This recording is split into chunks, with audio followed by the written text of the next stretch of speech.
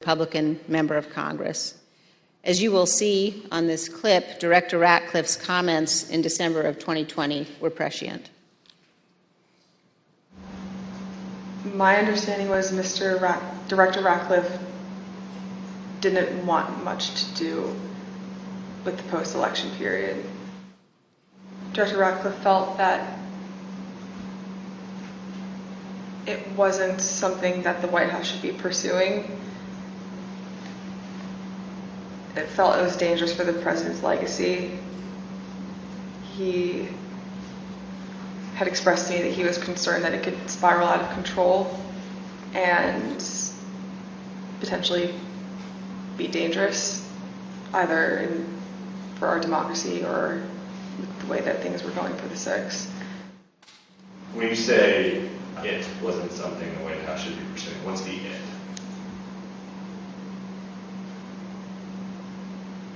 Trying to fight the results of the election, finding missing ballots, pressuring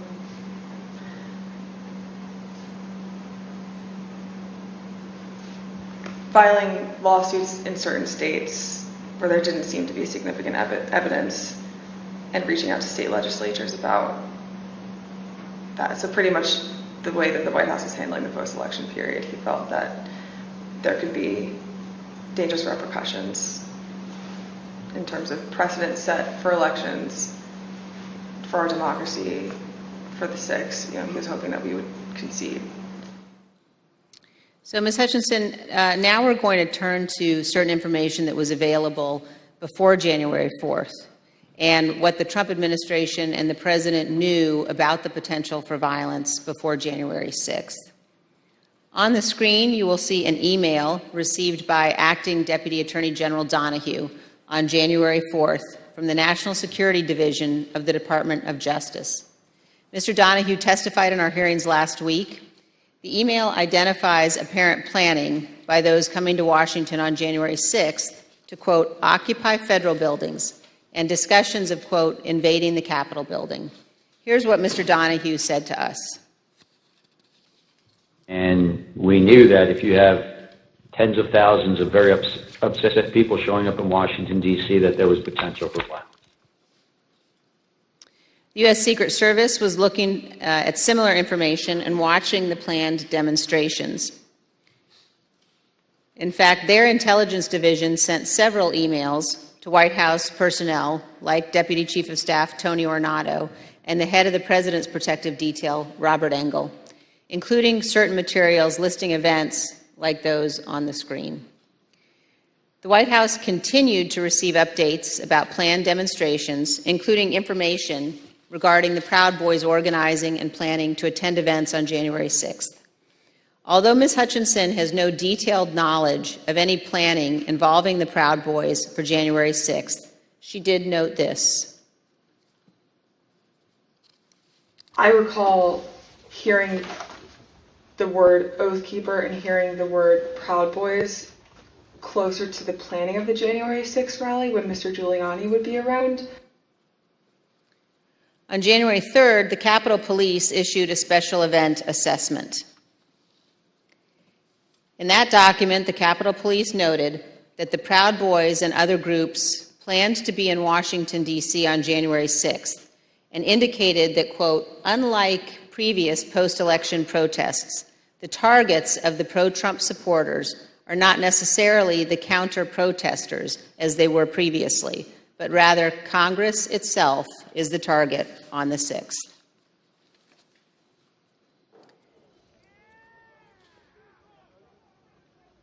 Of course, we all know now that the Proud Boys showed up on January 6th, marched from the Washington Monument to the Capitol that day, and led the riotous mob to invade and occupy our Capitol.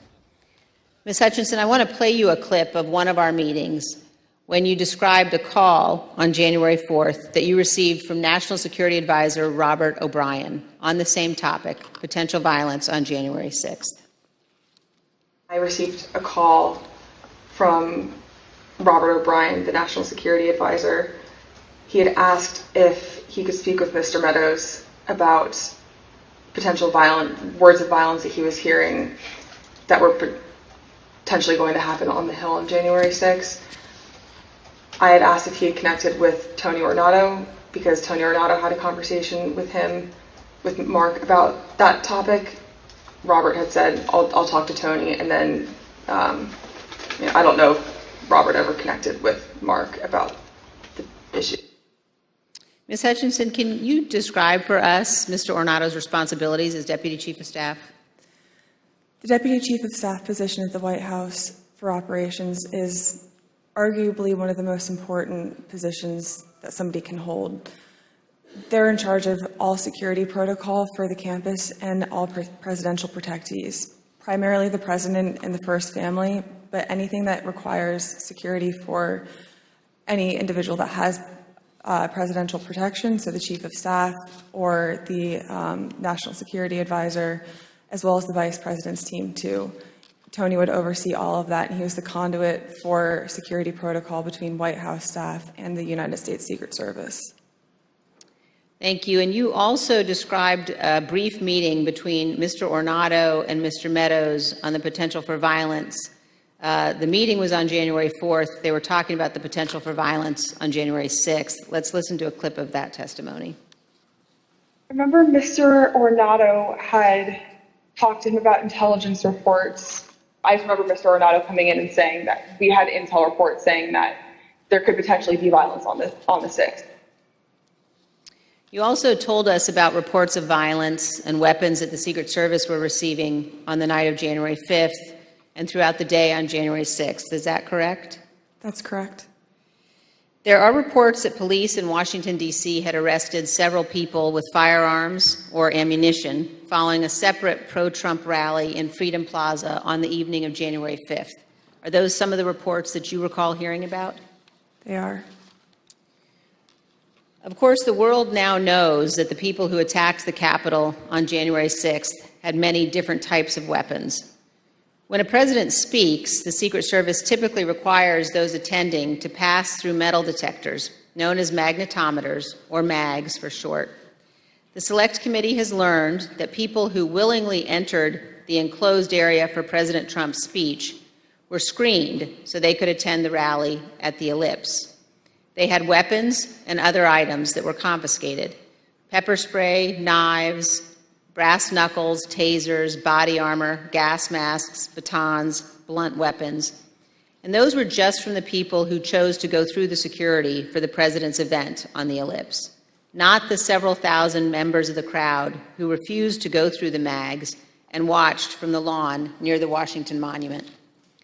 The Select Committee has learned about reports from outside the magnetometers and has obtained police radio transmissions identifying individuals with firearms, including AR-15s, near the Ellipse on the morning of January 6th. Let's listen. There's an individual who's in a tree.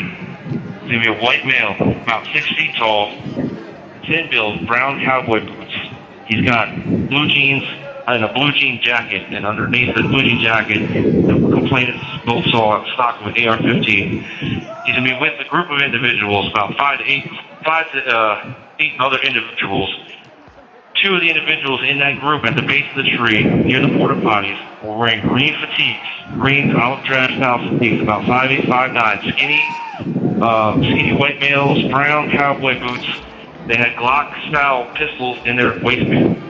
8736 with the message that subject, weapon on his right hip. After that, he's in the tree. Motor 1, make sure PPD knows they have an elevated threat in the tree south side of Constitution Avenue. Look for the Don't Tread on Me flag, American flag face mask, cowboy boots, weapon on the right side hip. I got 3 men walking down the street in fatigue while carrying AR-15. Copy at 14th and Independence.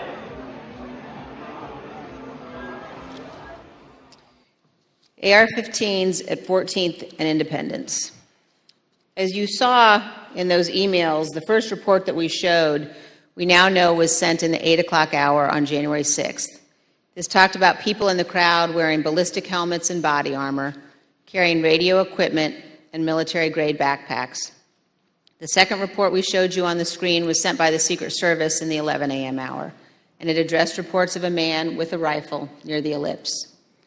Ms. Hutchinson, in prior testimony, you described for us a meeting in the White House around 10 a.m. in the morning of January 6th, involving Chief of Staff Meadows and Tony Ornato. Were you in that meeting? I was. Let's listen to your testimony about that meeting, and then we'll have some questions.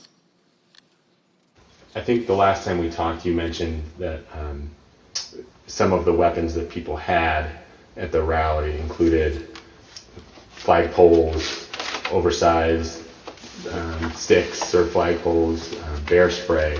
Is there anything else that you recall hearing about that the people who would gather on the ellipse had? I recall Tony and I having a conversation with Mark probably around 10 a.m., 10:15 a.m., where I remember Tony mentioning knives, guns in the form of pistols and rifles, bear spray, body armor, spears, and flagpoles. Spears were one item, flagpoles were one item, and then Tony had relayed to me something to the effect of, and these effing people are fastening spears onto the ends of flagpoles. Ms. Hutchinson, here's a clip of your testimony regarding Mr. Meadows' response to learning that the rally attendees were armed that day.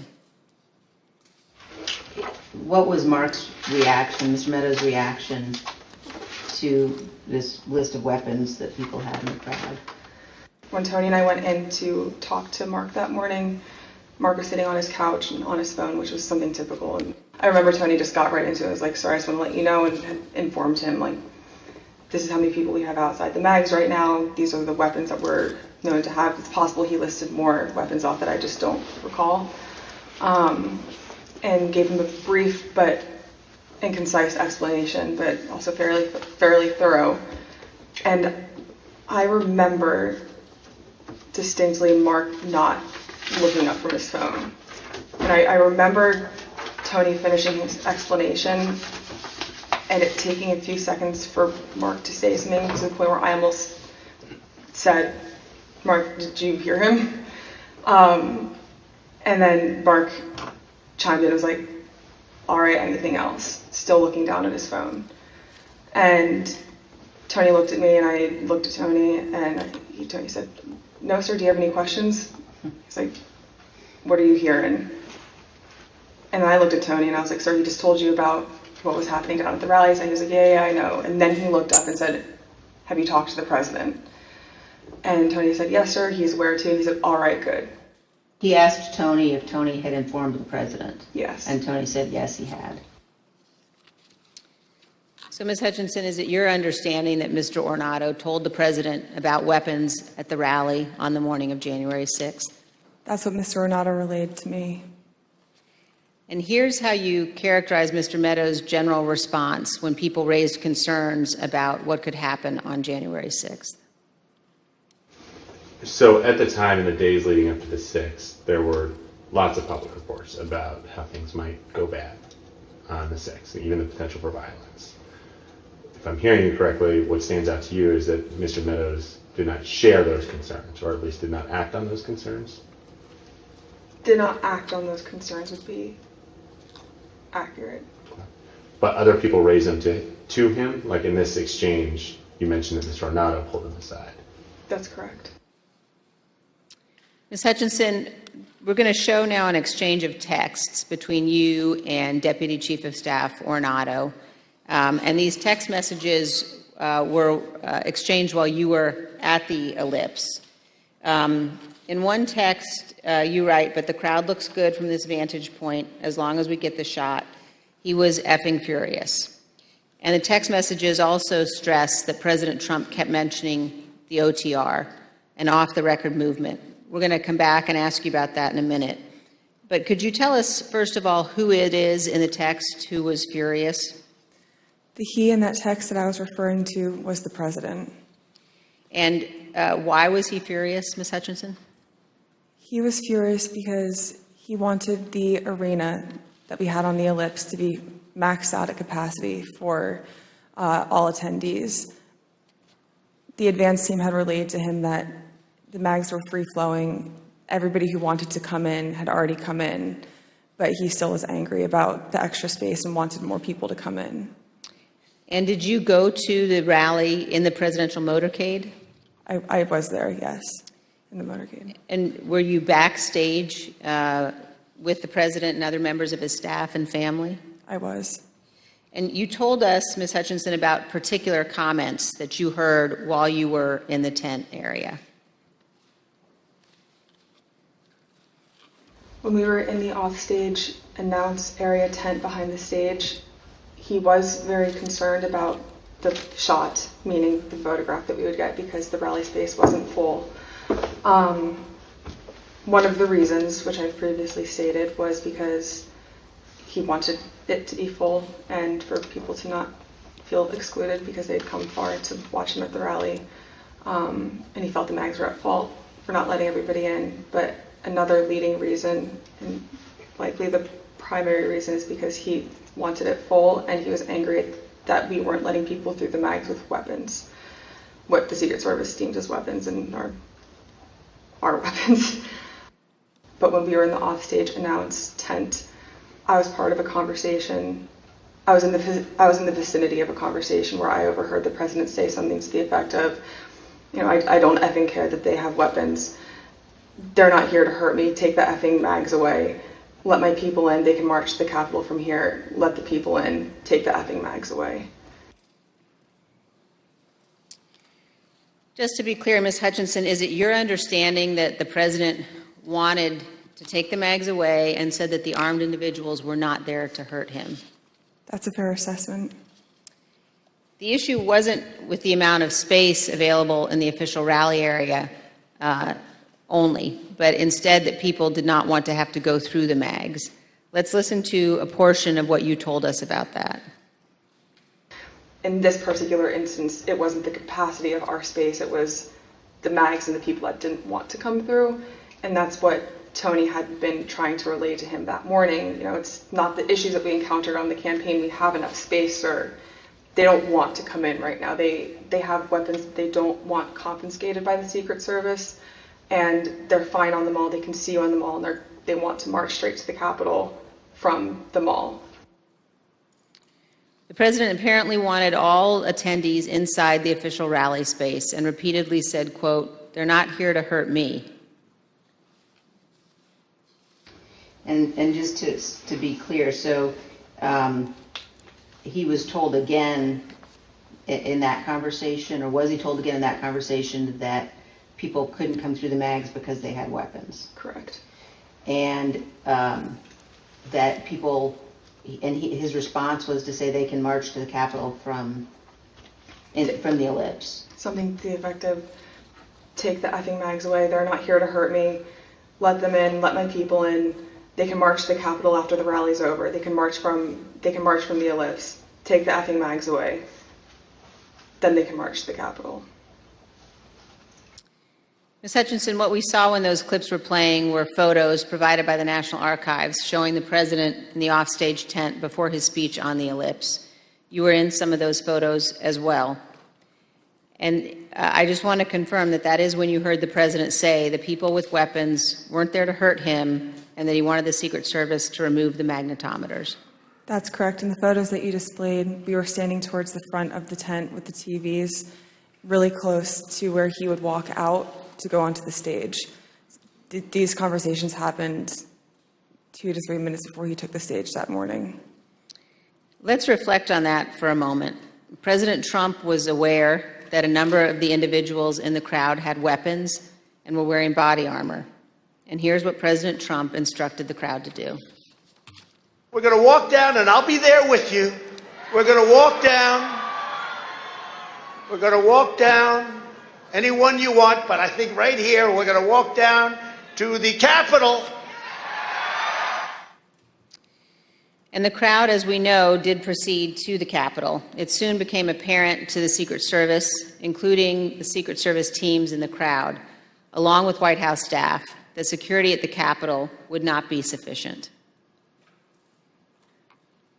I've had 2 or 3 phone conversations with Mr. Ornato when we were at the ellipse, and then I had 4 men on Mr. Meadows' detail with me, in between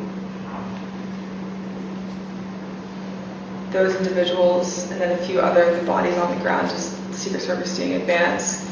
They were getting notifications through their radios, and Mr. Ornato in one phone conversation had called me and said, make sure the chief knows that they're getting closer to the Capitol. It's they're having trouble stacking bodies. And Ms. Hutchinson, when you said they were having